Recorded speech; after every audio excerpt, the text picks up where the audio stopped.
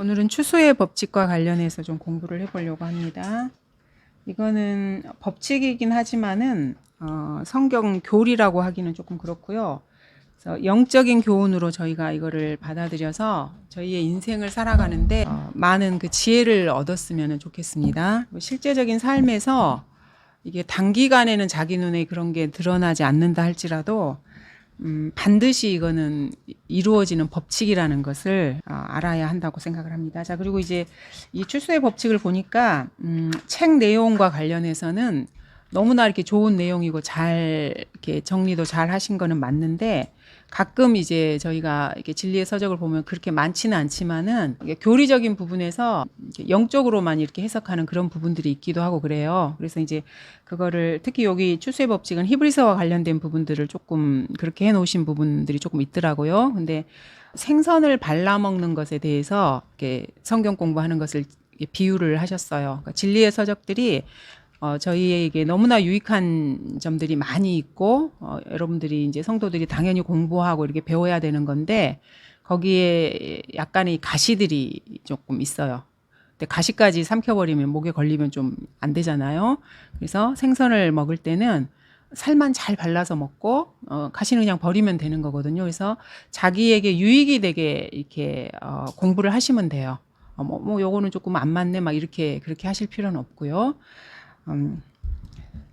자, 오늘은 이제 추수의 법칙인데 이게 이제 7가지 법칙이라고 되어 있습니다.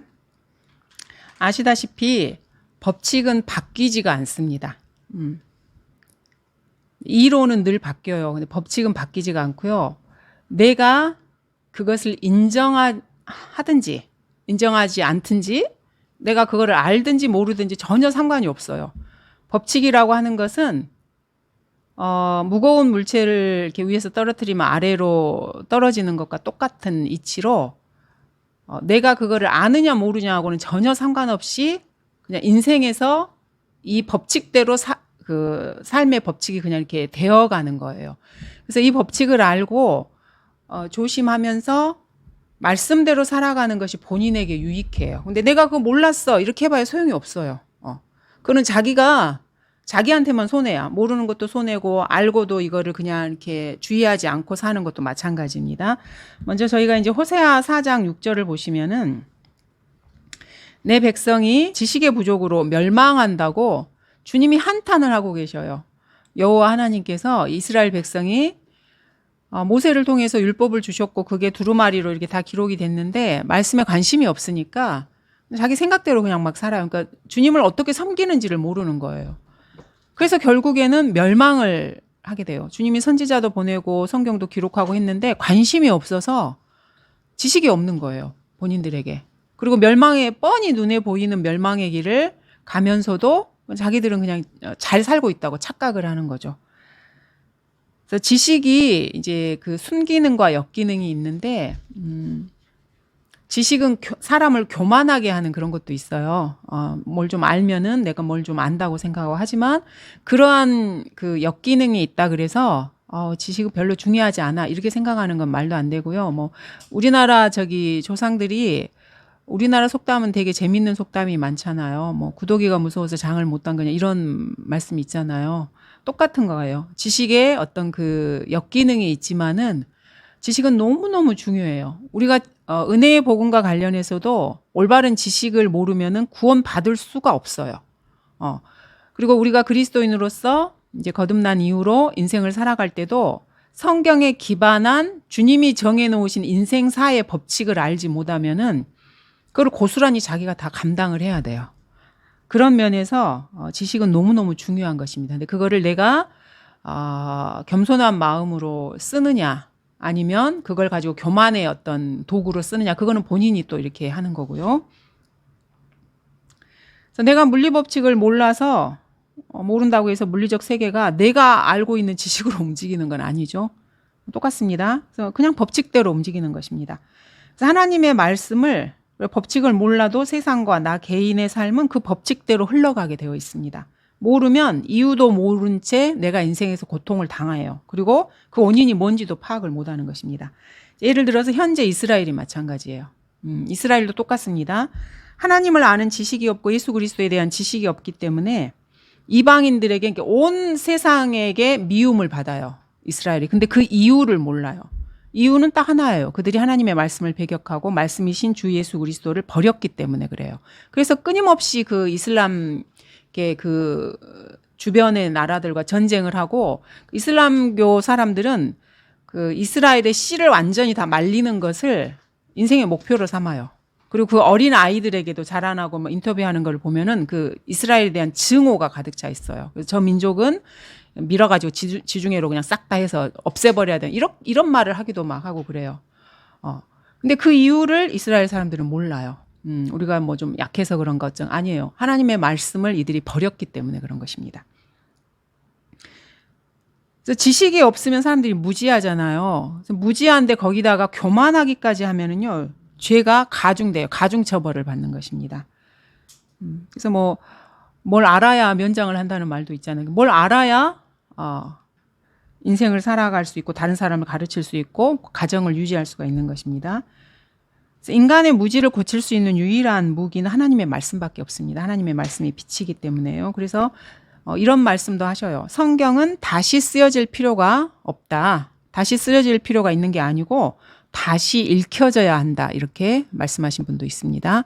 근데 지금 우리나라도 그렇고 미국도 그렇고 성경을 계속해서 이 단어 저 단어를 바꿔가지고 계속 출판을 하잖아요. 그러니까 그들은, 성경을 신뢰하지 않는 사람들은 성경이 다시 쓰여져야 된다고 생각을 해요.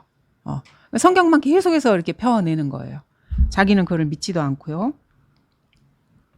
우리는 그래서 성경을 읽고 그 길대로 살아가면 되는 것입니다. 시편 119편 18절을 보시면은 119편 18절입니다. 내 눈을 열어주소서, 그리하시면 내가 주의 법에 경이로운 것들을 보리이다 라고 말씀하고 있습니다. 이게 성도의 기도예요. 뭐 이 땅에서 잘 먹고 잘 살게 해주세요. 내가 인생에 문제가 이게 있으니 이걸 해결해 주시고 저걸 해결해 주시고, 이거보다 내 눈을 주님께서 열어주셔서 주님을 볼 수 있는 눈이 생기면은 삶의 그 다음의 문제들은 자동적으로 이렇게 질서가 잡혀져요. 그래서 이것이 먼저예요. 내가 물질이 뭐 부족하고 이거를 먼저 주시고 저거를 먼저 주시고 이것보다요. 그래서 하나님은 질서의 하나님이시고요. 법칙에 따라서 질서 정연하게 일하셔요. 그래서 성도들은 하나님이 어떠한 법칙을 가지고 일하시는가를 반드시 알아야 돼요. 그래야 주님을 원망하지 않게 되고요. 좌우를 분별하게 되고요. 자기 주변에서 일어나는 일이 지금 상황이 어떻게 되는가를 판단할 수 있는 능력이 생기는 것이거든요. 법칙은 그래서 하나님이 법칙을 만드시는 거예요. 그리고 인간은 그거를 지키는 거예요. 그러니까 법칙이 뭔지를 알아내서 지키는 게 인간의 몫이거든요. 근데 사람들은 생각을 해도 너무 잘못 생각을 해서 자기들이 어떤 법칙을 만드는 존재라고 생각을 해요. 그래서 우리 학교 다닐 때 배우잖아요. 인간은 만물의 척도라고. 이 척도라는 게 기준이거든요. 자예요. 그러니까 인간을 중심으로 해서 모든 거를 기준을 잰다는 말. 이게 인간의 그 교만함이거든요. 그리고 그걸 학생들한테 가르쳐요. 그리고 시험 문제 내고 그거를 이렇게 찾아서 동그라미 쳐야 점수가 이렇게 올라가는 거예요. 만물의 척도는 사람이 아니고요. 하나님의 말씀이에요. 그래서 우리가 최종권이라는 개념을 배웠잖아요. 내가 믿고 있는 것과 실행하는 것의 모든 그 기준점이 되는 것이 성경이에요. 척도라는 게 자를 말하는 거거든요. 그래서 황제들도 옛날에 그 대륙을 통일하고 이러면 첫 번째 하는 것이 도량형을 통일시키는 거예요. 모든 것을 재는 그거를 통일을 시켜야 이게 질서 있게 나라가 운영이 되기 때문에 그런 것입니다. 그래서 모든 것을 재는 자는 인간이 아니고 기록된 말씀이고요. 성경이고요. 성경이 최종 권위입니다. 그럼 성경에서 제시하고 계시는 영적인 법칙들을 먼저 보도록 하겠습니다. 자, 첫 번째는 옛 성품과 관련된 것입니다. 저희가 이제 기초 성경 공부 시간에 이거는 심도 있게 로마서 6, 7, 8장을 통해서 이렇게 배웠어요. 옛 성품은 옛 사람이라고도 하고요. 자라고도 하고요. 내가 알고 있는 나 자신이에요. 근데 성경의 영적 법칙에 따르면은 이 옛 성품, 그러니까 즉 나에게는 선한 것이 한 개도 없어요. 이거를 절대로 망각하시면 안 돼요. 우리가 휴거 될 때까지는. 이 법칙입니다, 법칙. 근데 좀 알면은 자기가 좀 이렇게 대단한 사람이라고 생각하거나 어떤 주님의 일을 하고 이렇게 하잖아요. 그럼 자기가 선한 사람이라고 착각을 하기 시작하면 이 법칙을 볼 수 있는 눈이 지금 흐려진 거예요, 본인이. 그럼 이제 그때 거기서부터 문제가 발생하기 시작할 소지가 생기는 것입니다. 에레미야 17장 9절에 보시면은 나 주는 마음을 살피고 나는 속을 시험하며 그 사람의 행위와 행실의 결과대로 각 사람에게 주노라. 이거는 자연인도 마찬가지고요. 성도도 마찬가지예요. 그 사람이 구원을 안 받았으면 그 죄에 대한 삭스로 지옥에 가는 것은 당연해요. 근데 자연인들도요, 가정을 유지하거나 어떤 자녀들을 양육하거나 인생을 살아가는 방식에 있어서 주님의 성경을 모르더라도 양심의 근거에서 주님의 법칙에 맞게 이렇게 살아가잖아요. 그러면 일들이 질서 있게 이렇게 잘 돼요. 가정도 질서가 유지되고 사람 간에 이상한 일도 생기지 않고 그러거든요. 내가 그리스도인이라 그래서 내 멋대로 산다 그래서 내가 이렇게 지옥은 가지 않지만 그 결과에 대해서 내가 온박 다 이렇게 나한테 돌아온다는 걸 알아야 돼요. 이거는 자연인이나 그리스도인이나 똑같아요. 율법이 폐기되었다는 것은 율법의 정죄를 내가 받지 않고 지옥에 안 간다는 거지, 내가 어떤 악을 행했을 때 그 결과가 나한테 임하지 않는다, 이게 아니에요. 그래서 그 부분을 여러분이 잘 아셔야 돼요. 그래서 뭐 세상 사람들은 저희한테 그러잖아요. 모든 죄가 다 용서되면 뭐 구원받고 제멋대로 살아라도 되겠네, 뭐 이런 말을 그냥 해요. 그리고 구원파 같은 경우에도 자기들이 의인이라고 생각하고 우리가 막 죄인이라고 하고 막 이렇게 하면은 그거를 이해를 잘 못해가지고 이 옛 성품과 관련된 부분을 이해를 못해서 근데 한 번 이해를 못하면 아무리 설명을 해도 이해를 못하더라고요. 그게 참 희한하죠. 그래서 예전에 그 구원파 할머니 저기 남쪽에 사시는 분 한 6개월 이상 이렇게 교제하면서 이렇게 했는데 제가 옆에서 보기에도 너무 이렇게 버겁더라고요. 아무리 이렇게 설명을 하고 이해를 해도 인간이 죄인이란 걸 이해를 못 하시는 거예요. 의인인데 계속 그 이야기만 이렇게 하시는 거예요. 그러니까 아주 쉬운 건데 이해를 못 하시는 거예요. 그러니까 옛 성품에 대한 지식이 없어서 그래요. 지식이 없으니까 자기가 의인이라고 생각을 하는 거예요. 물론 자기 안에 새로운 피조물이 생긴 거는 맞지만은 옛 성품이 그대로 있거든요. 근데 이 옛 성품은 치유가 불가능할 정도로 악해요. 치유가 안 돼요. 우리가 물건이 고장나면 고쳐서 쓰잖아요. 근데 인간은 고쳐서 쓰는 것이 불가능해요. 이거를 잘 아셔야 돼요. 나는 고쳐서 쓰는 존재가 아니에요. 그래서 인간의 이 악한 성품을 개수한다, 고친다라는 그것은 불가능해요. 그래서 하나님께서 죽으셔야만 했고, 그래서 새로운 생명이 내 안에 있어야만 해요. 고쳐서 쓸 수 없는 존재이기 때문에. 근데 보통 인간들은 그렇게 생각하지 않아요. 교육을 통해서 인간이 이렇게 교양 있는 사람으로, 선한 사람으로 바뀔 수 있다라는 전제하에서 이 세상에 이렇게 돌아가는 거거든요. 근데 하나님은 인간은 불가능한 존재라고 이미 싹 이렇게 못을 딱 박아놨어요. 그래서 새로운 생명이, 그러니까 나의 본질과는 다른 완전히 새로운 생명이 내 안에 새로 이렇게 태어나야만 해요. 그래서 성령님이 들어오셔서 나를 거듭나게 해주시는 거예요. 왜냐하면 이 옛 성품은, 나의 자아는 개수가 불가능한 존재이기 때문에 그래요. 그래서 하나님께서 새로운 생명을 나한테 주신 거예요. 내가 예수님을 믿었을 때. 그래서 스스로를 우리가 구원할 수 없는 존재인 것을 인정하잖아요. 그리고 거기서부터 구원의 그 여명이 보이는 거예요. 거기 자기가 얼마나 개수 불가능한 존재인가를 하나님 앞에 인정할 때. 그리고 구원을 받았어도 여전히 우리는 개수 불가능한 존재예요. 그래서 아무도 나의 구원을 자랑할 수가 없고요. 내가 그리스도인의 삶을 살아도 자랑할 수가 없는 것입니다. 인간의 모든 은은 주님께서 더러운 걸레라고 이미 성경에 규정을 딱 해놓으셨습니다. 그래서 이 옛 성품과 관련된 법칙을 여러분들이 절대로 잊으시면 안 돼요. 까딱 잘못하면 자꾸 잊어버리기 때문에 다시 한번 말씀을 드리고, 그 다음에 두 번째는 성령과 육신 간의 갈등의 법칙이에요. 자, 내 안에 옛 자아가 있었고 성품이 있는데 성령님을 통해서 새로운 인격이 생긴 거예요. 이거를 우리가 새 사람이라고도 하고 새로운 피조물이라고 하고 예수 그리스도의 형상이라고도 하고, 어쨌든 성령님이 내 안에 들어오셨어요. 그러면 본질이 다른 두 존재가 하나의 몸 안에 있는 거예요. 그러면 이 둘이 우리 그냥 이렇게 이렇게 타협을 해서 평화롭게 살자, 이게 안 돼요. 이 둘은 끊임없이 갈등을 해요. 하나가 우위에 놓여지면은 다른 하나가 아래에 있어요. 이게 둘이 평등하게 같이 손잡고는 절대 못 가요. 이거를 아셔야 돼요. 근데 이거를 잘 모르시는 분들이 대충 이렇게 타협을 해서 사시려고 생각하거든요. 그거는 불가능해요. 그거는 불가능하고요. 그리스도인들은 그래서 육신과의 타협을 하면 성령님께서 더 이상 발현이 안 되고요. 그래서 그 사람이 구원을 받은 사람이면은 마음에 평안함과 기쁨이 전혀 없어요. 왜냐하면 지금 자기가 성령님을 발 아래 깔고 뭉개고 있는 상황이기 때문에. 그래서 늘 불편해요. 마음이 뭔가. 세상에서 잘 나가도 불편하고요. 뭔가 늘 채워지지 않는 그런 게 있어요. 이미 그 사람이 구원을 받아버렸으면은 이거는 변하지 않는 법칙이에요. 그래서 세상에서 뭐 잘 먹고 잘 살고 일도 잘 되고 사업도 잘 되고 모든 것이 잘 되는 것 같지만 그 사람이 구원받은 사람이면 본인은 알아요. 자기 마음에 허한 게 있고 뭔가가 아니라는 걸 알아요. 죽을 때까지 그런 마음으로 사는 거예요. 모르니까. 자기가 왜 그런 상태인지를 모르기 때문에 그런 것입니다. 갈라디아서 5장 17절에 보시면은 성령과 육신은 끊임없이 갈등을 해요. 그래서 빨리 성령님께 순종하는 것이 나의 평안을 유지하는데 좋아요. 이거는 법칙이기 때문에 이 법칙은 바뀌지 않거든요.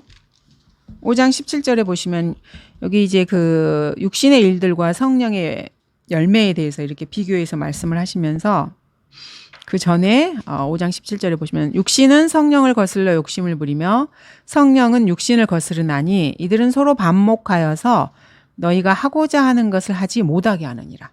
그러니까 이것도 못하고 저것도 못하고 이렇게 되는 거예요. 그리고 어정쩡한 상태에서 그냥 이렇게 인생을 살아가다 인생이 그냥 끝나버려요. 그러니까 그러기 전에 빨리 정신을 차리고 육신을 성령님 발 아래 뭉개서 이렇게 짓밟아서 이렇게 납작 엎드리게 해야 되는 것입니다. 근데 이런 법칙을 모르기 때문에 내가 좀 이렇게 내 맘대로 해도 된다고 생각을 해요. 성령님과 육신은 서로 원수예요. 원수지간. 서로 지금 전쟁을 하고 있어요.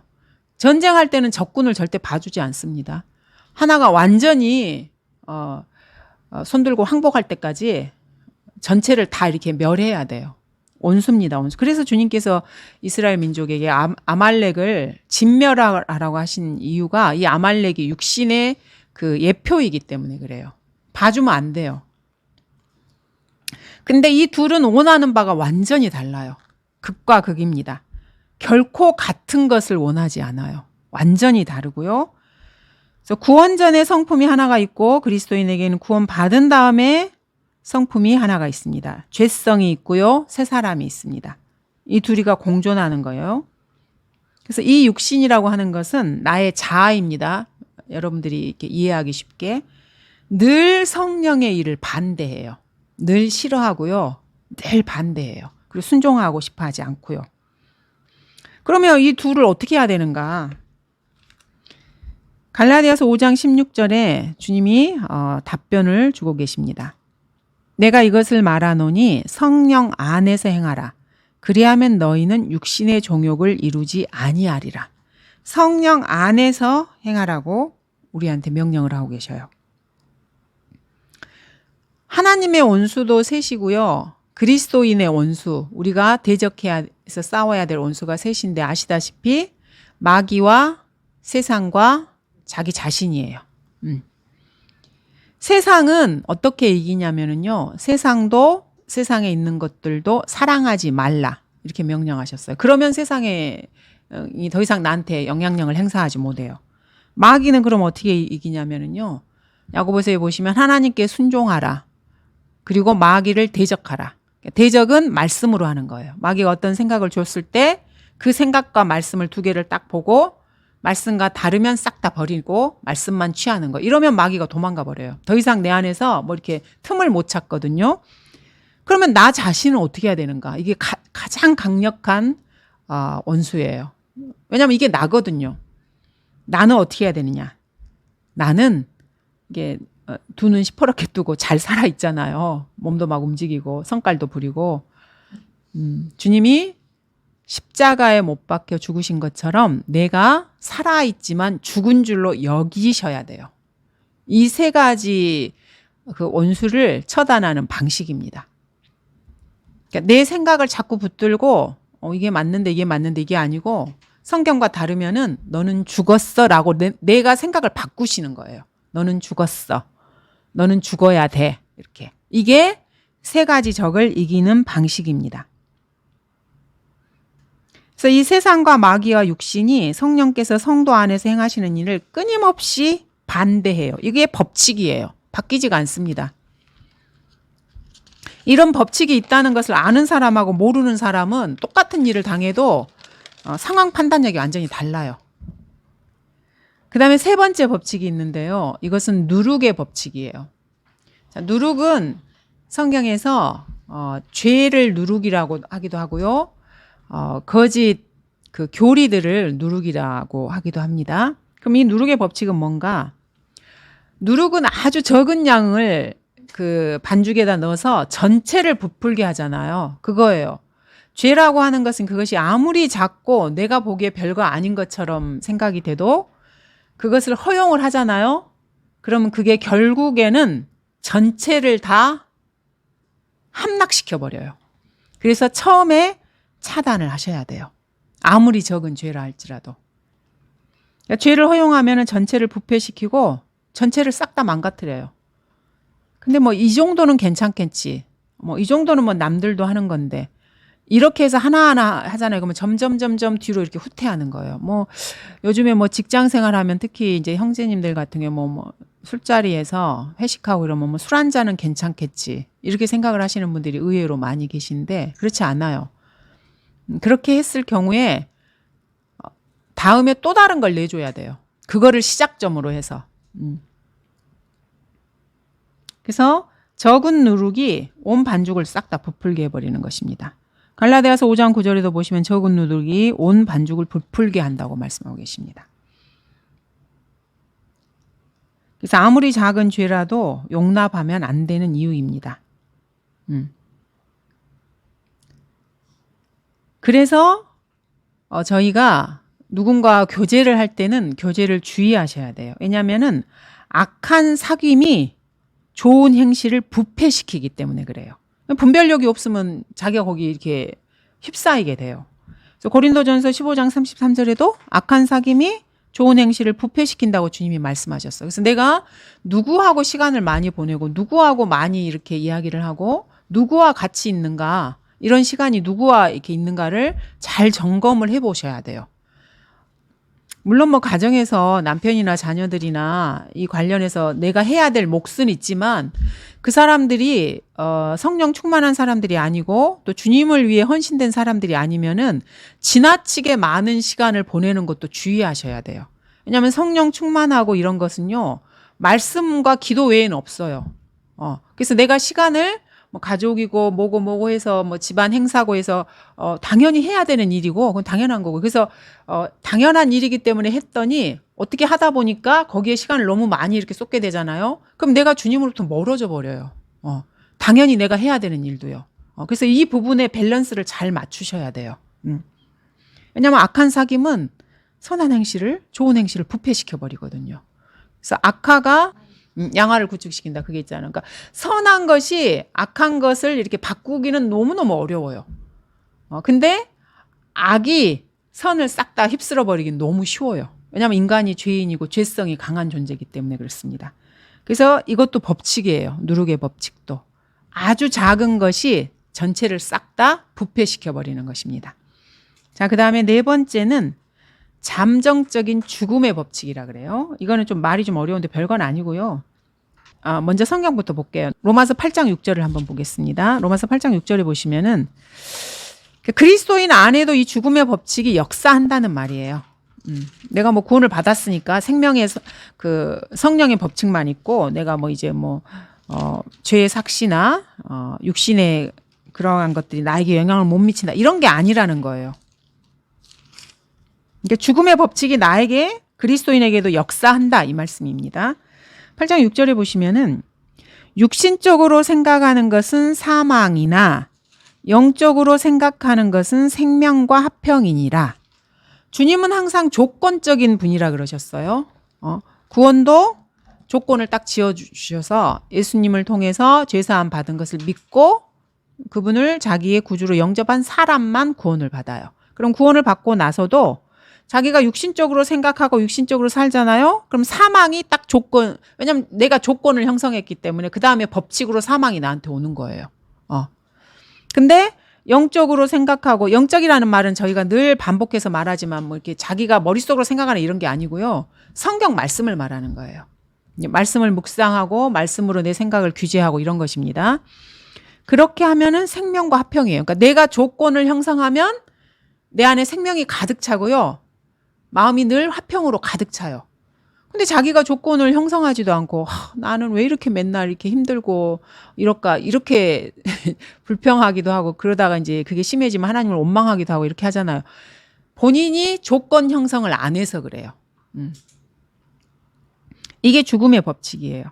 그래서 육신적인 생각은 사망을 이루고요. 영적인 생각은 생명과 화평을 주는 것입니다. 그래서 내가 뭔가 불안하다. 내가 요즘 보니까 별로 기뻐하지도 않고 그냥 이렇게 루틴대로 인생을 산다. 그럼 한번 그때마다 자기를 이렇게 점검을 해보셔야 돼요. 내가 지금 뭔가 어디에서 삐걱거리지?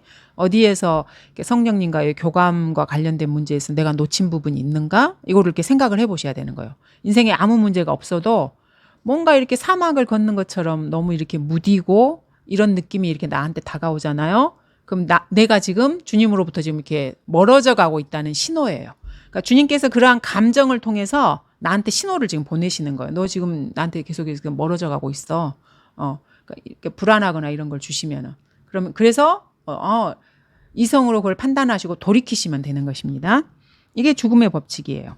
그다음 디모데전서 5장 6절에도 보시면은 향락 속에 사는 여인은 몸은 살아있지만은 죽은 여인이라고 말씀하고 계십니다. 디모데전서 5장 6절. 향락 속에 사는 여인은 살아있지만 죽은 것이라. 몸이 그냥 몇십 년 유예 기간을 받은 것 뿐이에요. 이미 운명으로는 다 이렇게 죽을 것으로 정해졌지만은요. 그래서 주님 보시기에는 이런 사람들은 죽은 사람들이에요. 그래서 하나님과 교제가 단절된 성도는 이 죽음의 법칙이 그 성도 안에 지금 역사하고 있는 거예요. 본인이 모르는 거. 그래서 잠정적으로 죽어 있는 상태예요. 왜냐면 주님의 성령의 빛이 전혀 드러나지 않기 때문에. 그리고 열매가 전혀 없어요. 근데 종교적인 열성이 또 있는 분도 있어요. 종교적인 분들은. 그래서 잎사귀만 무성하기도 해요. 사람 눈에는 뭐 이렇게 하나님을 위해서 열성을 부리는 것처럼 보일 수도 있는 거고요.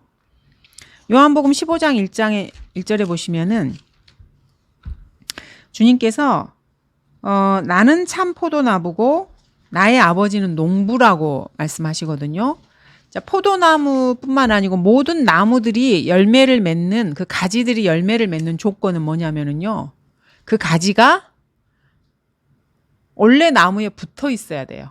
잘라져 나가버리면은 이게 말라버려서 열매를 못 맺어요. 막 가지가 막 햇볕을 더 받기 위해서 막 노력하고 이게 아니고요. 가지가 할 일은 나무의 원래 몸통에 붙어 있기만 하면 돼요.